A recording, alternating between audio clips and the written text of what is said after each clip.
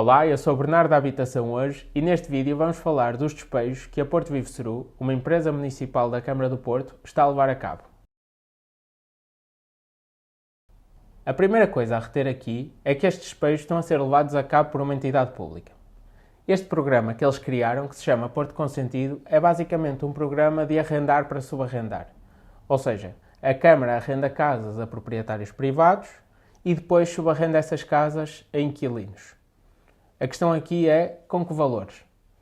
Ou seja, a Câmara arrenda as casas aos proprietários ao valor de mercado e subarrenda as casas aos inquilinos no valor da renda acessível. O problema aqui é que a renda acessível, como já devem saber se nos seguem há algum tempo, não é acessível. Podem ver o nosso vídeo que temos aqui no YouTube, o mito da renda acessível, ou consultar as nossas páginas, o Instagram, o Facebook, por aí fora, e vários textos que publicamos em várias plataformas em que desmistificamos esta política, que na verdade é apenas uma percentagem abaixo do valor de mercado que está sempre a subir, ao contrário dos nossos rendimentos.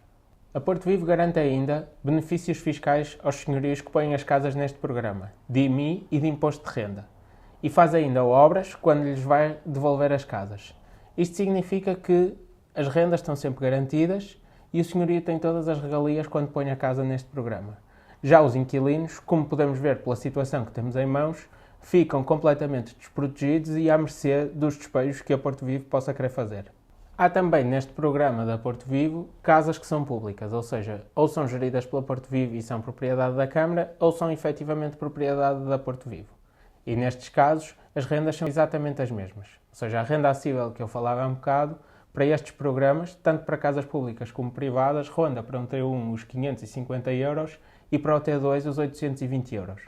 Este programa do Porto Consentido e muitos outros programas que a Câmara do Porto têm vários problemas e coisas criticáveis e que deveriam ser alteradas, mas que se falássemos neste vídeo ele ficaria extremamente longo. Portanto, vamos fazer outro vídeo que sairá brevemente a falar sobre estas questões dos programas que existem, do Porto Consentido, do Porto Solidário, a Domus Social e os problemas que eles têm e o facto de não estarem a ajudar a resolver o problema da habitação.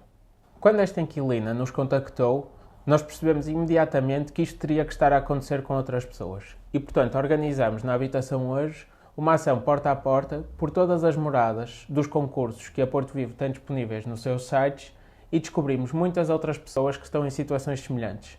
Umas que já tiveram que sair e que, entretanto, estão a viver fora do município porque não conseguiram encontrar casa aqui. Note-se que o objetivo do programa era fixar moradores aqui na cidade. E outros que estão, como esta inquilina está, têm que sair até dia 27 de dezembro, outros têm que sair em janeiro e existem provavelmente muitas outras pessoas com que não conseguimos contactar. E, portanto, se estás nesta situação, entra em contacto connosco porque podes resistir e podes ficar na casa em que estás. Mas porquê é que a Porto Vivo está a despejar estes agregados? O que eles dizem é que os proprietários querem as casas de volta. Como dissemos no início, isto trata-se de um subarrendamento. E o que a legislação prevê é que o subarrendamento esteja vinculado ao arrendamento. Ou seja, se o contrato de arrendamento acabar, o contrato de subarrendamento também acaba, mesmo que a sua duração ainda esteja em vigor. Uma coisa importante a perceber aqui, para perceber toda esta situação, é que a inquilina que nos contactou em primeiro lugar tinha uma reunião marcada com a Porto Vivo. E nós, como sindicato de inquilinos, fomos com ela à reunião. E nesta reunião percebemos várias coisas. A primeira foi que a Porto Vivo diz uma coisa a uns e outra coisa a outros. Ou seja, esta inquilina disse que até lhe poderia arranjar uma solução, mas como ela teve uma quebra de rendimentos, já não poderia pagar a renda acessível de 2025. Mas o que nós dizemos é que o contrato dela está válido e que ela pode pagar a renda que lá está. E, portanto, tem que ficar na casa.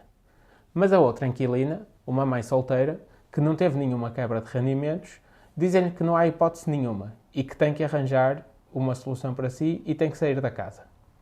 Outra questão fundamental que percebemos na reunião foi que a Porto Vivo se recusou a mostrar o contrato que tem com o proprietário.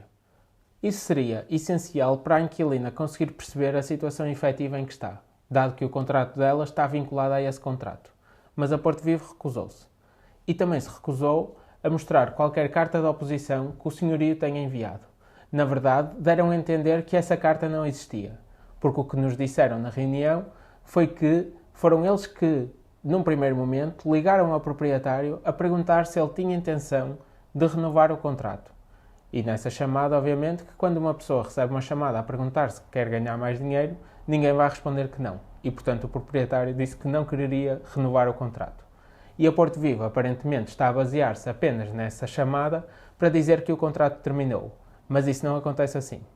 Com as cartas que temos em cima da mesa, conseguimos perceber algumas coisas.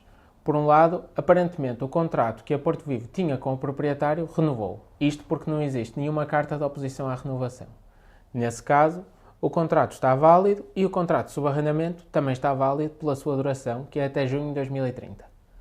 Por outro lado, esta entidade, a Porto Vivo, tem insistido por telefone e por e-mail com a inquilina para combinar uma data antes do 27 de dezembro para combinar a entrega das chaves e fazer uma vistoria à casa. Aqui coloca-se a questão fundamental. Vai a Porto Vivo seguir a legislação e deixar continuar o contrato de subarrendamento que está em vigor? Ou vai a Porto Vivo tomar o lado do proprietário que quer especular uma renda mais alta?